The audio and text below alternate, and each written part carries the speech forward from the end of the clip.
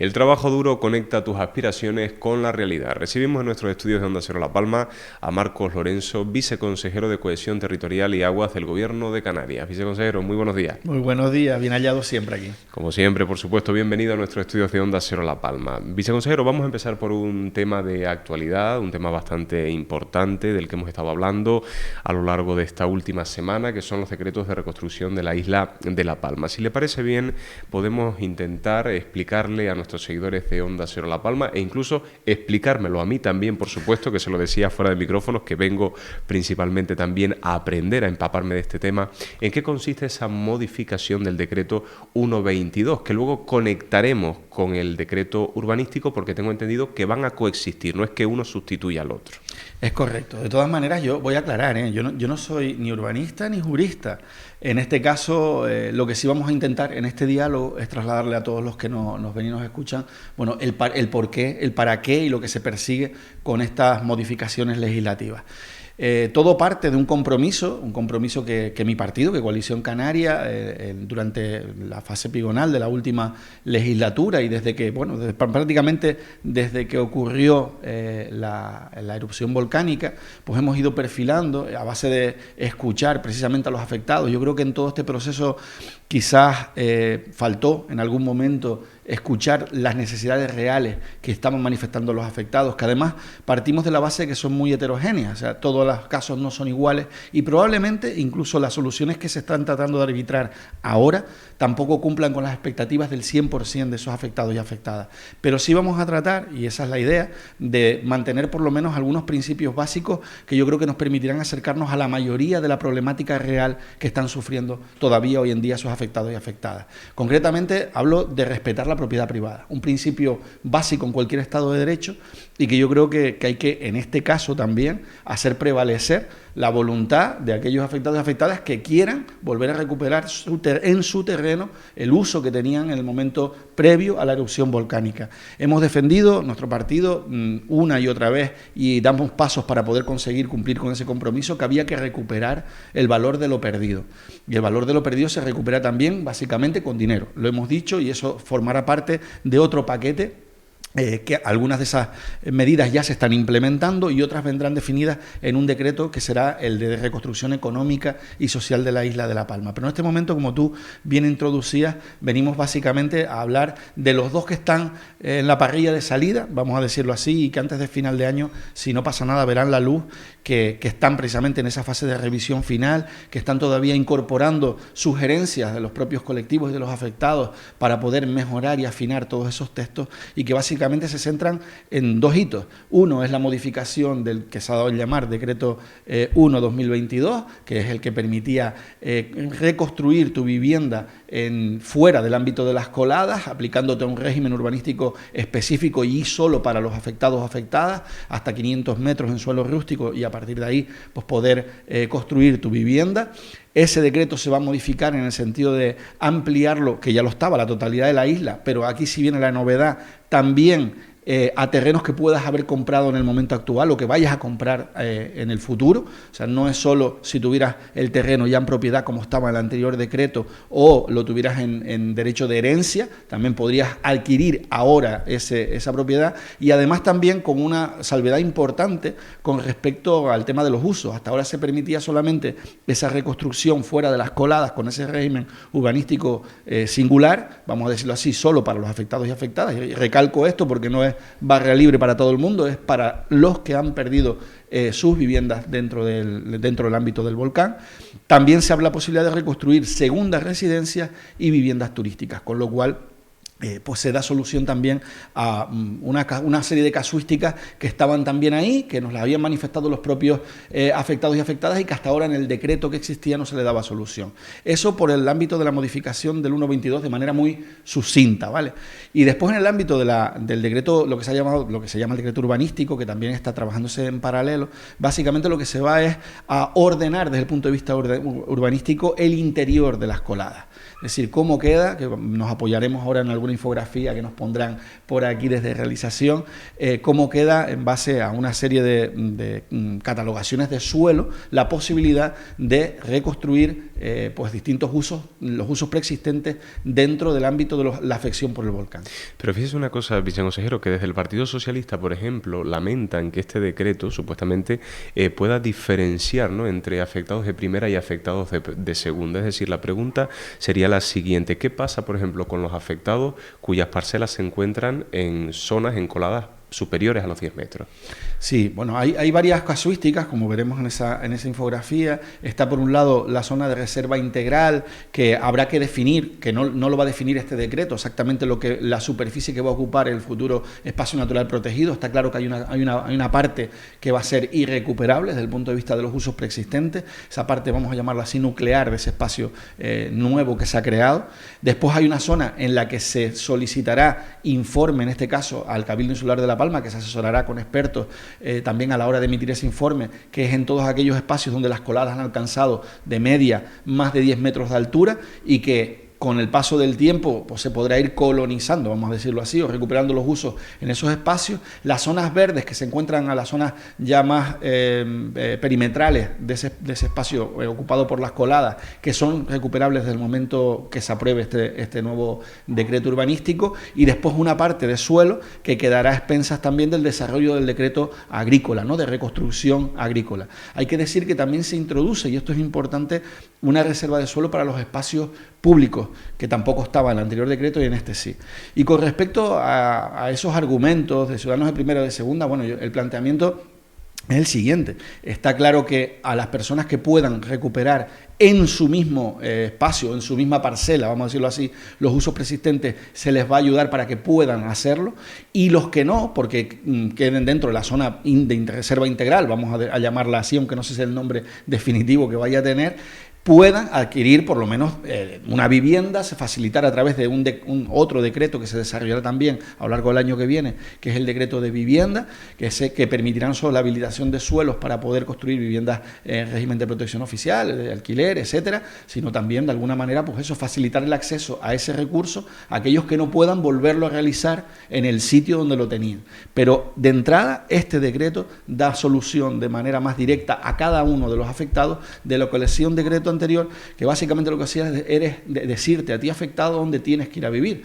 Yo creo que esa precisamente es uno de los elementos que creó fragilidad desde el punto de vista jurídico, que creó inseguridades incluso para el propio Estado, que analizó ese borrador de decreto o esa propuesta y bueno, veía posibles visos de inconstitucionalidad sobre los cuales se ha debatido mucho, pero para resumirlo y que nos entiendan, básicamente se centra en eso, se centra en que, hombre, si yo tengo un terreno y no hay nada que me prohíba que yo lo pueda volver a trabajar y a recuperar, ¿por qué no lo voy a poder hacer? Yo creo que el derecho a la libertad de cada una de las personas y al uso y disfrute de su propio patrimonio, yo creo que no se le puede negar a nadie en un país del primer mundo que no sea comunista. Yo creo que ese modelo está ya bastante superado en la historia de la humanidad y vamos a ir a modelos más realistas. Hay otro elemento más de los que yo creo que es importante, y es que incluso desde aquellos que proponían el sistema de la reparcelación como única solución, entendían que esto llevaba un tiempo para poderlo realizar. Se hablaba incluso de 10 años. O sea, vamos a tener que esperar con ese otro modelo todo ese tiempo a que desde la administración pública, con todas las dificultades que tenemos, y tenemos que ser conscientes de ellas para poder desarrollar determinados proyectos que se proyectan en 10 y a lo mejor tardarán 15 o tardarán 20. Yo creo que, repito, sin dar solución al 100%, sí se trata de dar solución a la mayor cantidad posible de afectados, atendiendo a la mayor cantidad de casuísticas existentes en este momento con respecto a la situación en la que se encuentran en la actualidad. Lo que sí está claro, viceconsejero, es que es muy complicado aportarle soluciones a todos los afectados. Al final, llegar a todos resulta bastante complicado. Es complejo y además tenemos que atender también a la legalidad. Por eso la construcción jurídica de estos textos normativos pues van a ir de manera escalonada, es decir, vamos a intentar solucionar con el decreto de reconstrucción urbanístico, por así decirlo, todo lo que es el ámbito precisamente del territorio, de la ordenación del territorio, para poder ir después introduciendo pues el decreto de viviendas también ahí dentro, el decreto de reconstrucción agrícola, el decreto de reconstrucción económica y social, pero todo eso trabajándose en paralelo. Llevan 6 meses, vamos a decirlo así, hemos pasado medio año después de este cambio de gobierno que ha habido tanto el gobierno de Canarias como también a nivel insular, y sobre todo en el ámbito que respecta al gobierno de Canarias. Yo creo que se ha estado trabajando de manera diligente. Es verdad que siempre es lento para aquel que quiere soluciones inmediatas, pero imaginémonos que las soluciones las postergamos a 10 años vista. O sea, la idea no es esa, la idea es poder dar soluciones desde ahora, desde que se apruebe esta primera modificación del decreto 122 y este decreto urbanístico, poder empezar a dar soluciones desde el día de hoy a muchos, no a todos, pero sí a muchos de los afectados y afectadas que hasta este momento no habían tenido esa solución en los actuales textos que se habían desarrollado. Yo creo que, si me lo permite, podemos darle paso a la presentación que teníamos preparada para que nos podamos apoyar después de esa explicación esclarecedora que usted ha hecho, para que nuestros seguidores de Onda Cero La Palma puedan entender, porque tenemos perfectamente diferenciado incluso por colores, para que usted nos vaya explicando. Este sería la propuesta anterior, ¿no? Estamos hablando del primer decreto. Sí, correcto. El primer decreto, que tenía una zona íntegramente de reserva total, que sería el color verde y verde más oscuro, que se encuentra detrás de mí, y también la zona roja, que también estaba pues, limitadísimo, en este caso, la posibilidad de desarrollo de cualquier actuación en ese territorio, y después las otras zonas que tienen que ver también con los espacios de desarrollo agrícola y residenciales, concretamente el residencial, por eso el RES 1, 2 y 3, son las 3 grandes bolsas donde se pretendía realizar esa reparcelación y ubicar sí o sí a los afectados en esa zona. Sin embargo, viceconsejero, esto ha ido cambiando y le vamos a dar paso a una nueva propuesta, la propuesta actual. En la propuesta actual se sigue manteniendo, en este caso, un espacio de reserva que, como digo, tendrá que venir definido por las normas de conservación del espacio natural que se definan, que en cualquier caso será la mancha rosada o menos, pero esto habrá que definirlo. Después está la amarilla, que son las coladas con más de 10 metros de espesor, en el cual se requerirá, para recuperar cualquier uso preexistente, de ese informe preceptivo que elaborará el Cabildo Solar de La Palma, apoyado en expertos, para ver si es posible y plausible esa implementación de esos usos en esos espacios, dadas las características geológicas que tenga y de temperatura, etcétera. Se van a ir pidiendo esos informes. No significa que no se pueda, sino que en el momento en el que dé luz verde ese informe técnico, vamos a decirlo así, pues se podrá recolonizar, si se me permite utilizar esa palabra para que nos entiendan quienes nos escuchan, ese espacio grande amarillo. Informe, perdone, viceconsejero, que se le debe solicitar al Cabildo Insular de La Palma. Sí, efectivamente, al PayPal, concretamente. Después están las zonas verdes, que son las zonas de bordes de coladas, y también las zonas perimetrales de esas coladas, donde desde que se apruebe ese decreto se van a poder recuperar esos usos preexistentes conforme a esas nuevas directrices urbanísticas que están contenidas en este texto que estamos analizando. Después está esa zona que definíamos antes de entrar, que no sabíamos muy bien lo de los colores, ¿no? Que color garbanzo, decíamos. Vamos a definirlo así, que se encuentra entre las dos montañas, de la laguna y la montaña de Todoque, y la rodea, que es el ámbito que debería va a desarrollar ese decreto de reconstrucción agrícola, y en el cual también se van a poder recuperar esos usos preexistentes. Después tenemos algunas zonas que vuelven a ser rosadas en el ámbito que rodea a la montaña de Todoque como zona de protección natural, protección paisajística, protección natural, y también la zona de la Nueva Fajana abajo, que también se protegerá en ese mismo sentido. El resto está todo, salvo esas zonas rosadas, para que nos entiendan quienes lo están viendo, se permitirán de una manera o de otra, pero se permitirá la reconstrucción y la recuperación de los usos preexistentes. Incluso, para simplificarlo todavía más, si me lo permite, viceconsejero, uno de los principales objetivos de esta propuesta es que el color verde le vaya ganando terreno al color amarillo. Claro, en la medida en la que las características geológicas y de seguridad permitan y de temperatura, etcétera, permitan ir colonizando, voy a volver a utilizar esa palabra, esa zona amarilla, el color verde crecerá hacia el interior de la misma. Y con el color garbanzo exactamente, ¿cuándo se podrá construir o cuándo se podrá intervenir en esta zona? ¿Ya a partir de 2024? Ya, mientras hablamos ya durante estas últimas semanas, me consta que en paralelo también con la Consejería de Ordenación Territorial, la de la Reconstrucción de La Palma y también la Consejería de Agricultura, están desarrollando trabajos ya de desarrollo previo de toda esta parte normativa que será la que articule de alguna manera ese decreto de reconstrucción agrícola. En eso se está trabajando ya, plazos, fechas concretas no podemos dar para no suscitar por